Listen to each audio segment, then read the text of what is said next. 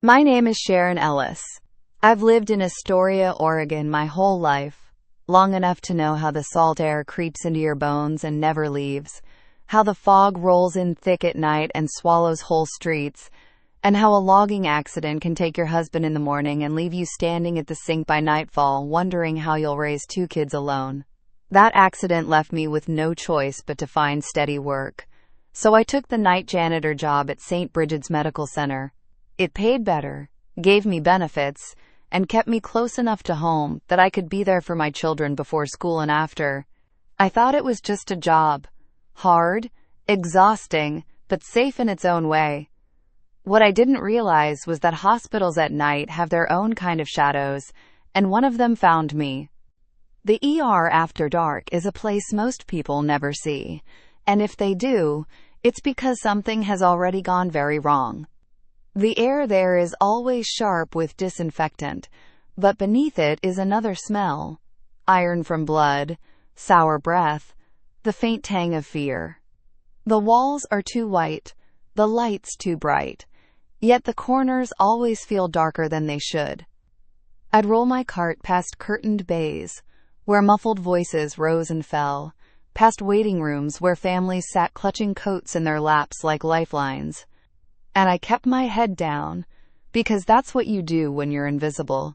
You sweep, you mop, you pick up what's left behind. But invisibility has its own curse. You notice everything. You hear things others don't. You see fragments of lives unraveling in the middle of the night. And sometimes, the ER notices you back. It was raining that night, steady and cold, hammering the windows so hard it blurred the city lights outside. By midnight, the place was already heavy with the weight of too many accidents. A pileup on the highway had sent in 6 patients with broken bones, cuts, concussions. I'd been mopping up muddy wheel marks for hours when I heard the monitor from Trauma Bay 2 scream.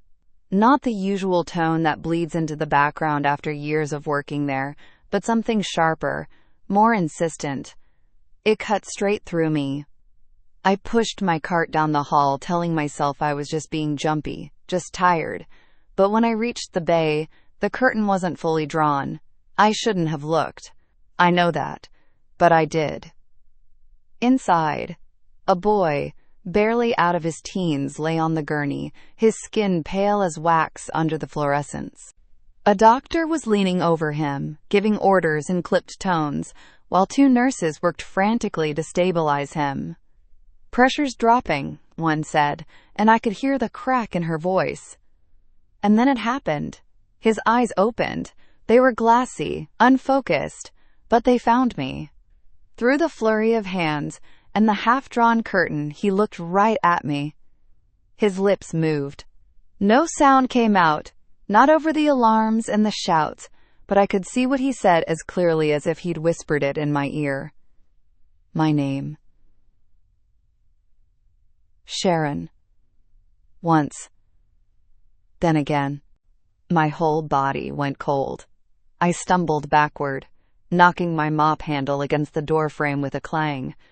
The doctor's head snapped up, and he barked at me to get out. I obeyed, shoving my cart down the hall as fast as I could, my pulse hammering in my ears louder than the rain outside. How could he have known my name? I'd never seen him before. No one had said it in that room. And yet, he'd spoken it with certainty. I tried to tell myself it was a trick of the eyes, a projection of my own tired mind. People near death sometimes say strange things, don't they? The brain misfires, neurons spark, and words fall out with no meaning. That's what I wanted to believe, but I couldn't shake the way he'd looked at me. Like he knew me. Like he was calling me specifically. I forced myself back into routine, pushing the cart, scrubbing the scuffs, anything to keep my hands moving. But the corridors felt narrower, the lights harsher, every sound carrying further than it should. When I passed the waiting room, I saw 2 women, his family, I guessed, holding hands so tightly their knuckles were white. Their faces were already hollow with the knowledge of what was coming. I wanted to say something, some word of comfort, But what could I offer? I was just the janitor who mopped the floors they sat on. Around 2 in the morning, the overhead speaker crackled with a code. Trauma Bay 2 again. My knees went weak.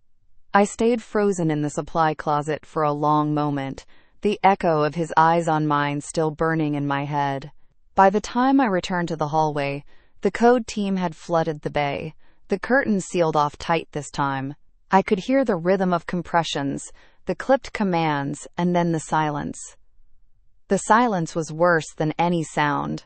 It pressed down like the weight of the river fog outside, smothering everything. I didn't need to be told. The boy was gone. But what stayed with me wasn't the loss, or the grief that would soon come pouring from his family. It was the way his lips had formed my name, the way he had looked through everything else and found me. I stood there with my mop in hand, shaking, certain that death had brushed against me that night, not just him. That somehow, in those final moments, something beyond medicine had reached across the line and pulled me into its gaze. And the night wasn't finished with me yet. I didn't want to go back into Trauma Bay 2. Every part of me resisted it, as though my body already knew what my mind refused to accept. But the ER runs on routine, on order, and once a patient is declared, it's up to people like me to clean up the aftermath, to make the room ready for the next crisis that will come, whether we want it to or not. So I pushed my cart slowly down the hall, each squeak of the wheels echoing far louder than usual, until I reached the curtain. It was half open now, as if the storm had passed and only the wreckage remained. The boy's body had been wheeled out, but the imprint of him lingered everywhere. The sheets were twisted, smeared with blood. The floor bore a dull maroon streak where fluids had spilled and dried. Gauze wrappers littered the counters. A lone monitor still blinked, its rhythm a hollow reminder of a life that had slipped away minutes before. I stood there for a long time, mop handle clenched so tight in my hand my knuckles whitened. I've cleaned dozens of trauma bays after deaths, but never had I felt so unwelcome in a room, as though the air itself resisted me. I started with the sheets, bundling them into a blue plastic bag, but my hands shook as I worked. The smell of iron clung thick in the air, no matter how strong the disinfectant. I caught myself glancing over my shoulder every few seconds, certain I wasn't alone. I muttered under my breath the way I sometimes do when I'm nervous, little fragments of conversation to myself, anything to break the silence. Just a job, Sharon. Just another room. Just another night. But no matter how many times I said it, the echo of his lips forming my name replayed in my head, like a loop I couldn't escape. Halfway through scrubbing the floor, I heard it. A faint sound, so soft I thought, at first it was the rain outside. A whisper, stretching across the tile. It carried my name. I froze, the mop dripping red-tinged water, my chest tightening as I strained to listen. Nothing. Just the hum of the overhead lights, the faint beeping from the monitor, the distant shuffle of nurses. I shook my head, told myself I was overtired, imagining things. But when I bent down again, I could feel it. A sudden chill rising from the floor, crawling up my arms. The ER was already cold, but this was different. It felt alive. The curtain rustled behind me, and I spun so fast I nearly slipped on the wet floor. A nurse stepped in, clipboard clutched against her chest, her eyes rimmed red. She startled at the sight of me. "Oh, sorry, Sharon. I didn't realize you were already in here." Her voice trembled. "Family's still out there. They're taking it hard." She trailed off, biting her lip, before backing out again, leaving me alone once more. The family's grief seeped through the walls like smoke. Even from inside the bay, I could hear it. Muffled sobs. The sound of a body collapsing into another's arms. A woman's cry that rose and cracked before breaking into silence again. I'd heard families grieve before, but something about this one cut deeper. Maybe because I'd already felt the boy's presence brush against me. Their sorrow wasn't distant. It felt tethered to me, pulling at me with every sound. I tried to finish quickly, to force myself through the motions, but the mop handle grew heavier in my hands. I kept glancing toward the empty gurney, expecting, no, fearing, that his body would still be there. And more than once, I swore I saw a flicker of movement in the corner of my eye, a shadow slipping just beyond the edge of the light. Each time I snapped my head toward it, nothing. Just sterile white walls and the faint drip of disinfectant into the bucket. By the time I wheeled my cart out of the bay, my chest felt tight, my head light. I wanted to find a quiet corner, to breathe, to shake the weight off me. But the ER doesn't allow pauses. A new patient was already being wheeled in, another accident victim, and the chaos spun back up around me like a storm swallowing its own silence. I pressed myself against the wall, letting the nurses rush past, but I couldn't help it. I glanced once more toward the waiting room. The two women were still there. The older one clutched the younger, like she might disappear if she let go. Their eyes were empty, but the younger's gaze suddenly shifted and caught mine. She didn't say anything, didn't move, but in that second, I knew she'd seen something in me too. Maybe the same thing her brother or son had seen before he died. I turned away quickly, pushing my cart down the far corridor. My legs shook with every step. I told myself it was exhaustion, the weight of another long night, the grief in the air pressing too heavy on my chest. But deep down, I knew the truth. Something had called my name in that room, and whether it came from the boy, from death itself, or from something darker still, I couldn't explain it away. And I wasn't free of it yet. The rest of that shift stretched like years. Every creak of the building, every shuffle of footsteps in an empty hall, every low whisper from a patient's room felt charged with something I couldn't see. I kept waiting for the moment when it would happen again, when I'd hear my name, when I'd feel the chill, when the shadows would move just at the corner of my sight. And though nothing more came before the sun rose, I carried the weight of it home, clinging to me like fog. But the next night, when I walked back through those hospital doors, I learned that whatever had started in Trauma Bay 2 hadn't ended there. It had only begun. The following night, I almost didn't go in. I sat in my car outside St. Brigid's, staring through the windshield at the hospital silhouette against the dark sky. The rain had eased, but the fog was thicker than I'd ever seen it, curling around the building as though the river itself had risen up to swallow the place whole. I thought about driving home, telling them I was sick, but the truth was I needed the paycheck, and my kids needed me to keep showing up. So I grabbed my thermos of lukewarm coffee, squared my shoulders, and walked inside.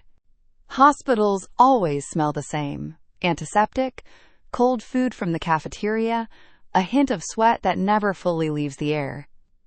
But that night, the moment I stepped through the ER doors, the smell was sharper, metallic, like copper pennies pressed against the tongue.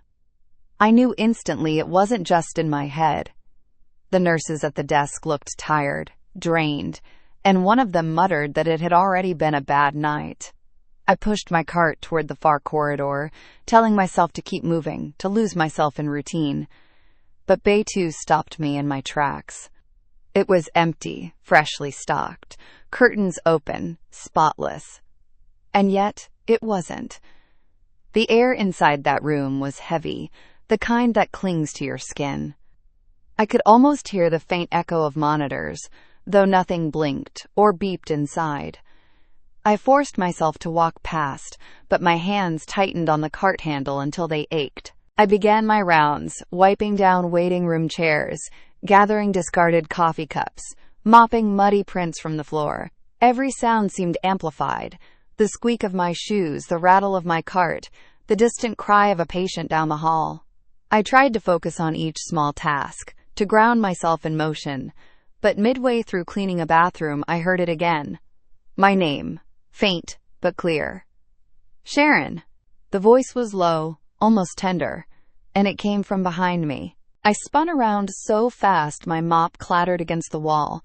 The bathroom was empty, the stalls open, the air still. My heart pounded in my throat so loud I could barely breathe. I told myself it was imagination, exhaustion. But I knew better. The boy had whispered my name last night with his lips. Tonight I had heard it with my ears. Back in the hall, I moved quicker, my cartwheels rattling as I pushed them over the tile. When I reached the nurse's station, I slowed, trying to look normal. A young nurse named Kayla leaned against the counter, rubbing her temples. We'd shared a few late-night conversations over the years, small talk to cut through the silence. She glanced up at me and frowned. "You look pale, Sharon. You all right?" I hesitated, the words forming on my tongue before I swallowed them back. What could I say? That a dead boy had called my name, and now I was hearing whispers in empty bathrooms? Instead, I muttered, "Didn't sleep much. Just tired." She nodded sympathetically, but her eyes lingered on me a little too long, like she sensed more. Later that night, while I was mopping near the trauma bays, a gurney rushed past me. A man in his 40s, bloody and broken from a motorcycle accident. I pressed myself against the wall, letting the flurry of bodies sweep by. For a moment, chaos filled the air. Doctors shouting, shoes squeaking, metal clanging. And then, as quickly as it had come, the hall fell quiet again. Too quiet.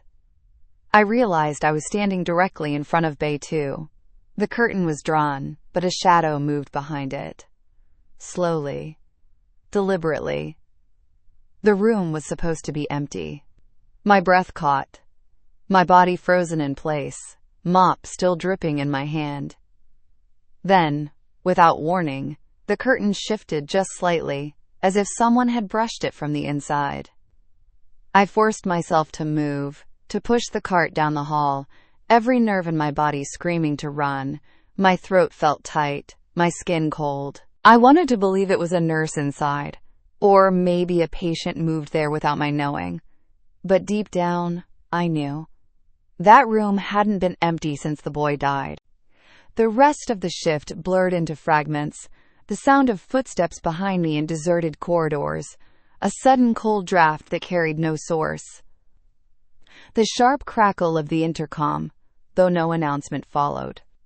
Each time I thought I'd found a moment's peace, something pulled me back into that tension, reminding me I wasn't alone. When dawn finally broke, pale light spilling through the high windows, I felt no relief. Instead, I felt watched. I left the hospital as quickly as I could, my hands trembling as I fumbled with the keys. The fog outside was lifting, but it clung around the edges of the building, like it refused to let go. At home, my kids were still asleep, their small bodies curled safe in their beds. I stood in the doorway, watching them breathe, steady and unbroken, and I wanted to weep. Because I knew something had followed me out of that ER, and no amount of bleach, no amount of scrubbing was going to wash it away. That was only the second night. The third night made me realize the haunting wasn't tied to the room. It was tied to me. By the third night, I dreaded walking through those hospital doors. The thought of the fluorescent lights buzzing overhead, the cold sting of disinfectant, the hushed voices that carried too much weight, it all made my chest tighten before I even stepped inside. Still, I went, because the bills didn't care about ghosts, and my kids couldn't eat fear. From the moment I clocked in, I could tell something was different. The ER was busy, yes, but not chaotic. The noise level was steady, the kind of rhythm that usually allowed me to lose myself in routine. Yet the air felt wrong again, thick, charged, like the atmosphere before a thunderstorm. My cart rattled more loudly than usual as I pushed it down the hall, and I caught more than one nurse glancing at me, their brows furrowed, as if they saw something in my face I wasn't hiding as well as I thought. I tried to focus on tasks, emptying trash bins, scrubbing bathrooms, polishing the metal rails along the walls, but everywhere I went I felt it, a presence, sometimes behind me, sometimes just ahead. Never visible, but never gone. It followed the squeak of my shoes, lingered in the spaces where the light didn't fully reach. Halfway through my shift, I ducked into a supply closet to catch my breath. I closed the door and leaned against it, pressing my palms into the rough wood until splinters bit my skin. For a moment it was quiet. Just the sound of my own breathing, ragged and shallow. Then, in the stillness, I heard it again. My name. Sharon. This time, not a whisper. Not faint. It was close, spoken low and steady, as though someone was standing right behind me. I spun, slamming my back against the shelves, knocking bottles of disinfectant clattering to the floor. The closet was empty. My chest heaved, sweat prickling my temples. I fled into the hall, almost colliding with Kayla, the young nurse from the night before. Her eyes widened. "Sharon, are you okay?" I forced a nod, words caught in my throat. She studied me for a long moment before stepping closer, lowering her voice. "You seemed off these last nights, like you're seeing something the rest of us can't. Is something going on?" Her kindness nearly broke me. I wanted to tell her everything. That a boy I'd never met had said my name with his dying breath, that shadows moved in empty rooms, that whispers followed me into closets. But the words jammed up, heavy with shame. I shook my head, whispered, "I'm fine, just tired." She didn't look convinced. Later, when I stepped outside to empty a bag of trash, the night air hit me like ice. The fog was so dense it swallowed the parking lot, leaving only vague outlines of cars and the glow of street lamps. I froze when I heard footsteps in it, slow, deliberate, crunching across the gravel. "Hello?" My voice cracked. No answer. The steps stopped. I held my breath, straining to see, but the fog thickened, curling in closer. My heart thudded in my ears. Then a shape emerged. Only it wasn't a full figure. Just the suggestion of one. A shoulder, a tilt of the head. And then, like smoke, it was gone. When I went home that morning, I couldn't shake it off. My kids were at the kitchen table, still in their pajamas, laughing about some silly cartoon. I smiled, sat with them, poured cereal, but my mind was elsewhere. The house felt heavier, like something had followed me inside. That night, as I tucked my youngest into bed, she looked up at me with wide eyes and said, "Mom, who was whispering in the hallway last night?"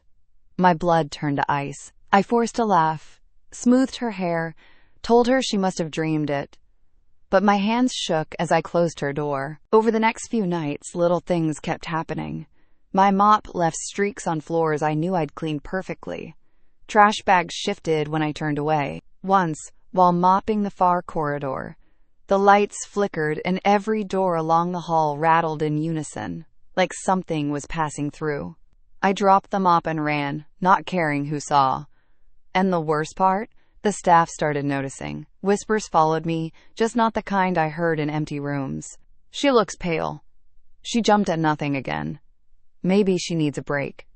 I became another story in the ER, the janitor unraveling under fluorescent lights. They didn't know the truth. They couldn't. But I knew. Whatever had latched onto me in Trauma Bay 2 was not letting go. It wasn't about the hospital anymore. It wasn't even about the boy. It was about me. Something had seen me that night, and once seen, I couldn't disappear again. And then came the night when it all broke wide open, when the present stopped hiding in whispers and shadows and showed me exactly what it wanted. The night it finally broke open, the ER was strangely quiet. No car wrecks, no overdoses, no blood-soaked rush through the double doors. Just the low hum of monitors, the shuffle of nurses, the faint hiss of oxygen in distant bays.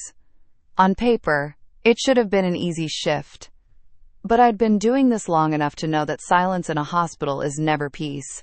It's pressure building, waiting for the right moment to shatter. I pushed my cart down the corridor, past Bay 2. The curtain hung open, the room pristine and waiting. But when I glanced inside, the air shifted, colder, heavier. The hairs on my arms rose. The monitor in the corner flickered to life, though no patient lay there. A flat green line jittered across the screen, then began to pulse in rhythm, beep after beep filling the air. My breath caught in my throat. I stumbled backward, the mop slipping from my hands and clattering against the floor. Sharon. The voice was unmistakable this time, not imagined, not faint. It filled the room, low and steady, the same tone I'd heard in the supply closet, in the bathroom, in my own hallway at home. The sound of my name dragged across the tile like a chain. I backed into the hall, heart hammering, but the air followed me, cold, pressing. The lights above flickered, one after another down the corridor, until the hall was a strobe of shadow and glare. I pressed myself against the wall, too afraid to move, too afraid to stay still. The presence wasn't hiding anymore, it was standing with me. The curtain in Bay 2 swayed, though no one touched it. A shape moved behind it, a figure tall and thin, shoulders sharp against the glow. I knew without doubt it was him, the boy, the same boy whose lips had formed my name as he died. The curtain lifted slightly, just enough for me to see the edge of his face. Pale, eyes wide, mouth moving. "Why me?" my voice cracked. "What do you want from me?" No answer. Just the sound of the monitor beeping in rhythm with my pulse, the curtain trembling like breath against fabric. And then the whisper came again, closer, so close I felt it in my ear. "You saw me." My knees buckled. The world tilted. I scrambled backward, dragging myself along the wall, desperate to put distance between us. Nurses rushed around the corner just then, called by the sound of clattering equipment as my cart tipped over. But when they entered Bay 2, it was empty. The monitor was dark. The curtain still. They asked if I was all right, if I'd fallen, if I'd fainted. I couldn't answer. I just stood there, shaking, staring at the room that looked harmless again, as though nothing had ever happened inside. I finished that shift in silence. No more whispers. No more flickering lights. Just the ordinary weight of the ER pressing down, almost comforting after what I'd seen. But I knew the truth. I hadn't imagined it. I hadn't dreamed it. Something had broken through the moment that boy said my name, and now it carried me in its gaze. I still work nights. I still push my cart down those halls, mop in hand, invisible to most. But every time I pass Bay 2, I feel it watching, waiting. And sometimes, when the fog rolls thick around St. Brigid's, I hear it again. My name, spoken soft and certain, reminding me that I am not forgotten. Because once death calls you by name, you never walk in the world the same way again.